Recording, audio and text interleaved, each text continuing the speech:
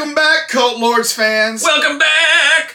We are here to do another movie review for you. This is YouTube influencer Dane. Smell this! Yeah. And this is the dynamic Daredevil influencer JR. I saw you doing like a canyon roll the other day, right?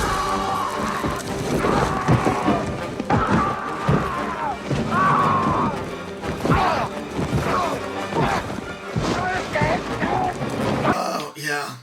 We are probably YouTube's most influential people on YouTube in the Chicagoland area.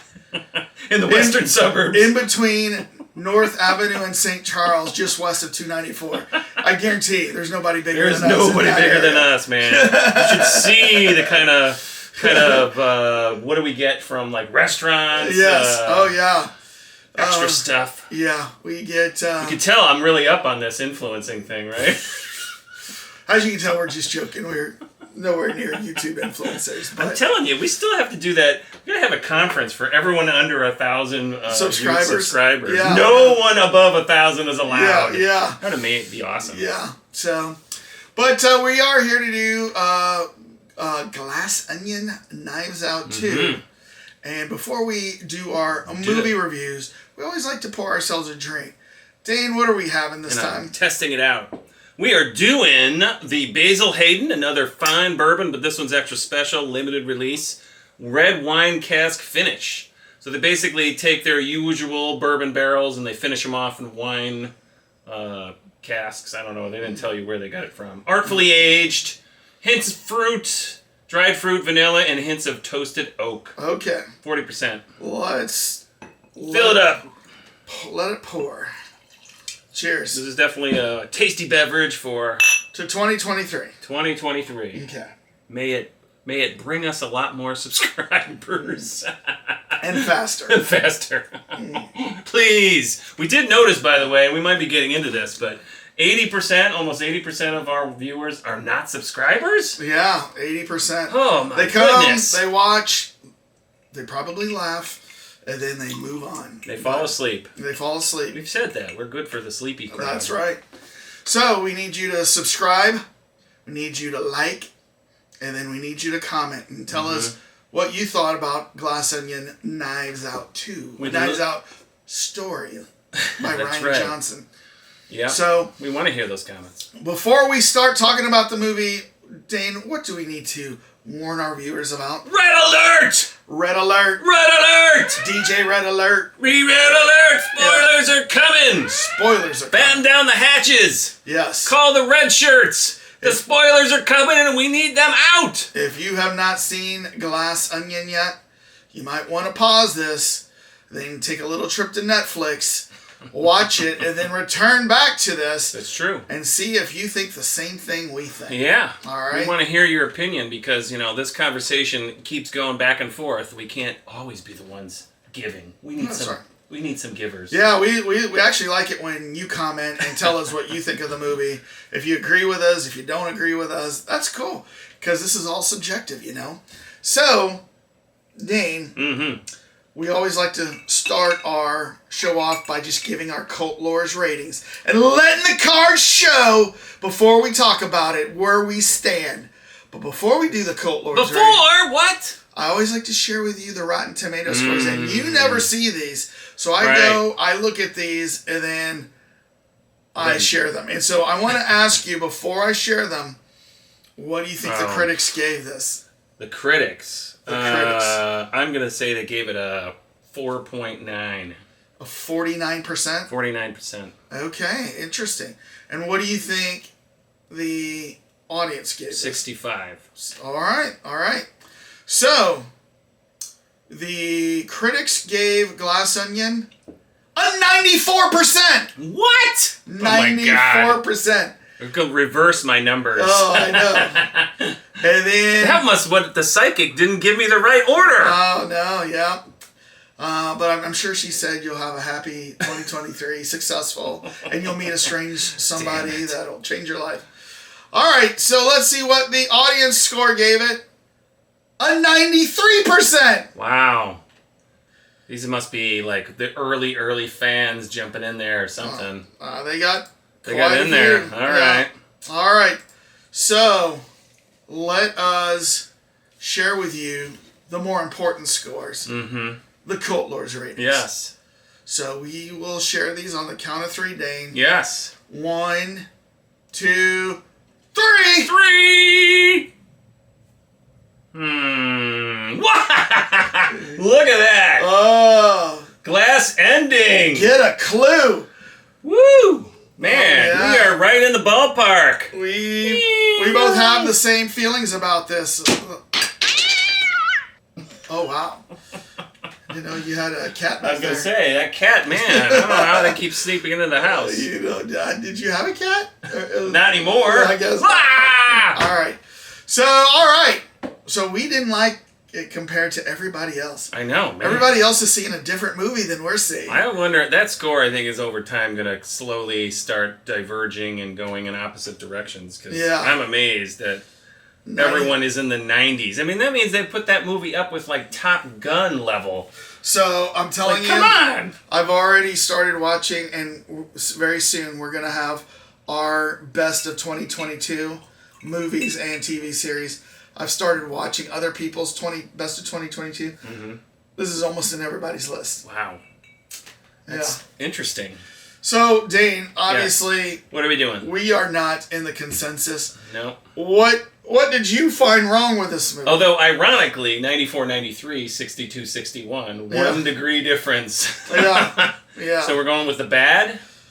The good, the bad, and the ugly. If there's good, start with good. Oh, well. I thought it was an interesting premise. I thought they came up with a cool kind of totally different scenario, story, detective thing. Right. You got a little bit more of a peek into Benoit Blanc's background and... played by Daniel Craig. And obviously Hugh Grant makes an appearance. Yeah. As his, I guess husband, for lack of a better description. They don't really declare that one way or another, but you can see he's bored. Right. So it was interesting to see kind of his character and what's going on there. And I thought they did, like I said, a great job with the other characters, bringing them in, putting them on an island. I mean, the setup was really well done. Right. It was all the other stuff after that fell apart. So it was an interesting premise. So it looks like, in the vein of Knives Out. And by the way, director and writer Rian Johnson did not want to put a Knives Out story. You know what I mean? Where it says really? Glass Onion and Knives Out. The studio made him do that because the studio said, well, if we just put Glass Onion, people might not know this is part of the Knives Out world. Yeah. And that's what was successful, and that's what's going to bring people back in, right? I would agree. I mean, if I saw Glass Onion, I wouldn't know what it was about. Right. I mean, he doesn't have that kind of acting. He doesn't have the like James Bond build-up where you can just put not a James Bond story, right. I mean, who's going to know? There was a one movie, it made a big thing, and I bet a lot of people didn't actually see that original movie in the general community. So I agree with that. I thought it was good. And actually, I think it's clever also because it establishes that they can keep doing this. Right. And make a series of it. And right. so ironically, Daniel Craig's going to go from one franchise into another. Right. Where he's a detective. He's a lucky guy. He's going to do, the murder mystery trope of gathering the people in the room and trying to find out who the killer is. And you know what? That's always an interesting premise, right? Yeah. I love it when it's an Agatha Christie like that, Miss Marple. Yeah, Miss Marple. Benedict Cumberbatch. Or Hercule Poirot. Right. Or Charlie Chan. Or, there was Death on the Nile, that's Hercule Poirot, right? So, but then, we've seen it with the game Clue, which, by the way, he hates that game because he's... I guess not Daniel Craig? Yeah, Daniel Craig. Well, in the movie, his character says, I hate that game. I'm not good at it. He goes, I can never tell if it's Colonel Mustard with a lead pipe. Oh, yeah. Well, and he made a couple of weird, funny comments like that where he's like, those child games, they were so easy. And then it jumped into, like, something simplistic. And he's like, I hate that. So, I mean, this movie's got a big cast. Mm-hmm. And the premise is... Got Batista. Edward Norton. Janelle Monáe. You got. I know, I can't think of her name. She was in WandaVision. Right? WandaVision, Catherine Hahn. Catherine Hahn. Kate Hudson making an appearance. Yeah, Kate Hudson. Madeline Klein. Ethan Hawke. Remember her from The Matrix? Madeline Klein. I was like the whole time trying to remember where I saw her from before. And then you had Serena Williams and Kareem Abdul-Jabbar in that like workout. Oh yeah, and Natasha Lyonne. Well, all of these, right? Yeah. Steven Sondheim, he was in that. Yeah. So it's chock filled with great actors and actresses, and so the premise is, it's actually meant to be a murder mystery game, right? That Edward Norton, a billionaire, an Elon Musk type, is throwing on a private island, and in this mansion they have like a kind of this lookout tower made of glass. It's like an atrium, right? And you can go up there, and the lights come on, and it's a beautiful thing. And it's shaped like an onion, and it's called the Glass Onion. Yes, exactly. So if anybody's wondering why is this called Glass Onion, it's based on that. So they did, by the way, pay some big old buckos for a lot of Beatles songs. Glass Onion at the end, and there was something at the beginning. I can't remember what it was. But what's interesting is, so it's supposed to be a game, but a real murder takes place. A death takes place, I should say, because they don't know it's a murder, because they think that, and it's Dave Bautista's character, who says that he's like allergic to pineapple juice, and then he drinks some pineapple juice and he dies, and so they're trying to, say it's an accident, but of course, our great detective Benoit Blanc says, "Oh no, this was no accident. It has to be planned. I saw you switch the drinks. Yeah, I saw you do all this." Never mind the fact that if Batista had an allergy like that, he'd have an EpiPen with him all the time. He'd have an EpiPen. He'd have it slipped into the buttock section of those tight pants right next to the revolver. Yes, yeah. Oh, God. Really, Duke? Oh, my God. Really? But, what's interesting is, and maybe we should talk about this, is Daniel Craig just shows up at this murder mystery game. And he wasn't invited. He wasn't really invited. So you kind of wonder, like, well, how did he get here, right? Because Edward Norton, who's the host of this, kind of gives him a look of like, I didn't invite you here. What are you doing here? Show me your invite. Like, well, this looks valid. Where'd you get this from? Yeah. So that automatically is a big question. All right.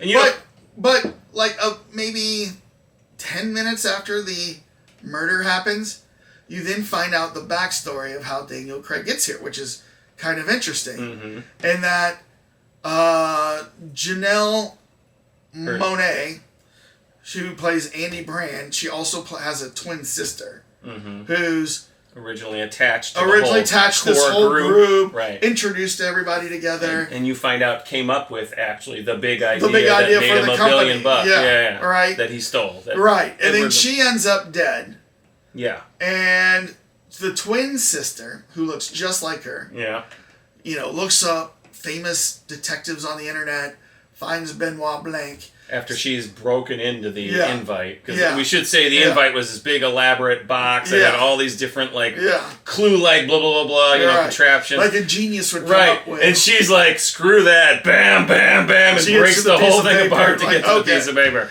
Like, if it was that easy, why did everyone else go to that level of trying to get in there? So you had kind of this trope of, like, the twin posing as a twin, right? And then she's like, I want to hire you to find out who killed my sister. Right. But, and I think it's not who killed my sister. It's that Edward Norton's character killed my sister, but I got to have proof that he killed my sister. Because I don't think she was questioning anybody else. She just knew it was Edward Norton who screwed his sister over. Because she saw his car leaving, right? Right. And then we find out Batista saw his car leaving too, which is why Norton killed him. Right. So there's, but these things are getting unveiled, just like an onion getting unpeeled as we go along. Let's find out what's at the center. Right. And so, I'll be honest with you. At this point, I'm still pretty engaged with this movie. Yeah.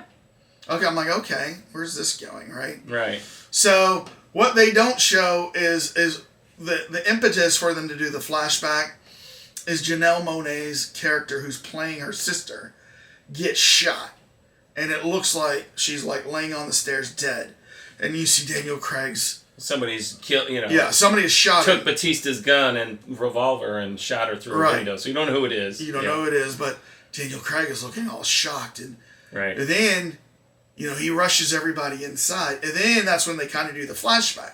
So then you're kind of thinking, as they're doing the flashback, and that, oh my gosh, this was the sister posing as the sister. Well, did that mean somebody shot this, the real life sister, thinking it was the other twin alive? Then you come back and you realize, oh no, that they didn't shoot her, and he goes, are you shot? Well, she did get shot, but she had an extra thick notebook, her journal that she's been doing forever. So he put like hot sauce all over her. Yeah, it was, what was it? It was somebody's funny. It was Jeremy Renner's hot sauce. Really? I didn't realize. Oh, you didn't realize that? No. Yeah, it's got his face on it. Jeremy Renner's. He's into hot sauce. So he throws it all over. She pretends she's dead, and then you see everyone come out in the flashback and see scene. that. And so she believes. So everyone thinks she's dead. Yeah. Yeah.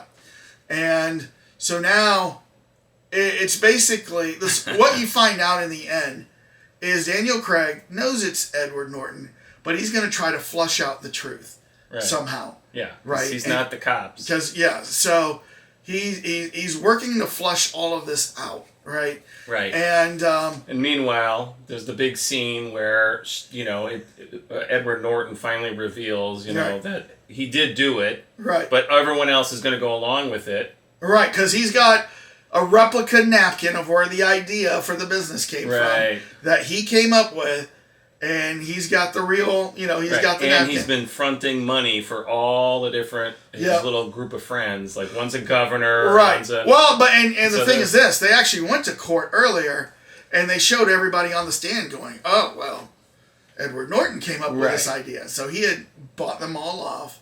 But, he revealed that, he was getting rid of Janelle Monáe's character. Oh, yeah, because she was finally going to, reveal that he did steal the whole thing. She found the final... She found the original napkin, right? Right. I don't remember if that was that scene or her sister found it. Maybe the twin found it. She found it upstairs in the glass onion. Because he had it. Oh, yeah, in the red envelope behind the picture. Yeah. Right. Yeah. But that was so dumb that she finds it in the original one when they flash. She finds it in the book. Yeah. Like, what? You put it in a book. You didn't think of, looking anywhere. I mean, that was dumb. And then the whole thing with the... the whole... If Edward Norton thinks he killed the sister, wouldn't he be highly suspicious when she shows up? Right. Right. He acts surprised. Wait a minute, I killed you! All right. And then the other question is, did he not know? None of that group knew that she had a twin sister? Well, and that then seems like a big reveal in itself. He's also a tech billionaire. Yeah. Wouldn't he say, oh, to Benoit Blanc, you're just showing up at my party? I've got to find out who you are. Oh, you're a world-famous detective coming here to my party? Right? Adios! Yeah. Get your buttocks off the island, but yeah. Right. Well, I mean, they did... So I agree with you. There was a couple of things that you were kind of like, oh, I got to go along with this, even though it's a completely contrived setup. But yeah, then they... And then we're forgetting the Mona Lisa. It's impossible, Miles. Mm-hmm. Forgive my incredulity, but surely... no, the Mona Lisa, that's property of the state. There's no way... Blame it on the Pando, Blanc. The Louvre's closed, France needed money, and so I bought myself a little short-term loan. Right. I mean, come on. Yeah. I know in the end, stolen. He had the Mona Lisa. He was renting it, by the way. It wasn't stolen. He was renting it from the Louvre because they've been having a bad year. So he had the original Mona Lisa, and then they go through the whole setup of how it's got an alarm protection, and it's like an ongoing gag. Anytime somebody's phone goes off, the security system kicks on. But he built that fail-safe to open it in case there is an emergency, and what? You want to get it out? I don't know. So then the whole dumb thing in the end when she runs down there and everyone's like, stop! And then she goes in it and the whole thing, after the big explosions and everything gets burned up, she's like, well, now you're going to be forever associated with the Mona Lisa, being destroyed. And it's like, but you're the one who did it. Right. I mean, it was kind of a stupid thing. So as this is unfolding all in Act 3, I'm just sitting here thinking, Dane, this is so contrived that it just doesn't seem believable that this could even happen. And, maybe this is what the, disbelief you're supposed to suspend to be entertained by a good movie. But to me, when you have to go that far, it's not a good movie, really. You know what I mean? It's just so contrived. Yeah, and never mind of a setup. Right, you find out that Edward Norton was the one who shot her in the window. Thinks she's dead. Right. And then after she goes and destroys the Mona Lisa, which basically has completely ruined him. Yeah. You have that scene where she's like arguing with him, and I'm like, if I was him, I would like strangle her to death. You're ruined. You're ruined. You're ruined. And you did get your wish to forever be remembered in the same breath as the Mona Lisa. I mean, they're just having this normal, conversation. And I'm like, what is wrong with this He didn't have a guy? problem killing Dave Bautista. I know, right? he killed Dave Bautista, he killed the original twin, he just shot this one. Yeah. And he's taken multiple attempts at other people's lives, and he doesn't even attack her. Yeah. It was like, what? I mean, it doesn't make any sense. Yeah. Total, this is on a lot of people's top 10 list for 2022. And I've seen people put it as their best movie of the year. Oh my God. And, I'm like, am I just not hip anymore? Because I didn't find this. I mean, I found it somewhat entertaining. If I didn't, it would be lower than the 6.2 or whatever I gave it. But I found it, but it was just so contrived that I couldn't call this a great movie. And, I just... It's one of those movies where they spent a lot of money on the actors, the location. They came up with a cool, story kickoff. But then they roped themselves into a corner because they couldn't, get all the parts to make sense in the end. So then they had to start manipulating the audience just to get it out. See, Knives Out, I liked. Yeah. And so I guess I came in with high hopes and thinking it would be on par with that. But it was not on par with that. It was just not a great movie. And exactly to that point, in that movie... It was a true detective in that he's trying to figure it out to the end, and then he does the the big thing. In this one, he already knew who the killer was. He's in on it. He's in on kind of the So and maybe literally he could have left. Maybe that's what Ryan Johnson is going for here and saying, imagine if the detective was in on the fake murder all along to try to flush out the real killer's motives and get him to admit it and all of this stuff, right? But, you show up and somebody really dies. And I don't know, but he still says, okay, let's play through this ruse, all along. There's somebody sitting here dead. Right. Somebody has been murdered. This guy just murdered him. I saw him. And conveniently can't get the cops to show up. Right. It's like, come on. They don't have helicopters? Right. For a murder? They can't come out there? I mean, this guy's a billionaire and the thing... somebody gets killed on his estate and they're not going to go check it out? I mean, no, we're having a tea and coffee. We'll come back tomorrow. It just didn't make a lot of sense. So I think we're in agreement. But what would be interesting is for all of our Cult Lords viewers who are watching this, who love this movie, tell us why we are wrong. Tell us you didn't see this coming, in the third act, and it was all a big surprise to you. And you felt this was a believable concept. You had to know, as soon as they showed the Mona Lisa, the way it was projected and the whole whatever, okay, it's going to get destroyed. You knew that was coming! Or it was going to play a big role of some kind. I mean, I thought it was... I don't know if I knew it was going to get destroyed, but... Well, you were like, are they really going to go there? And I was like, okay. But just the way that it happened was just dumb. And I don't think the Louvre would rent it out without security guards there.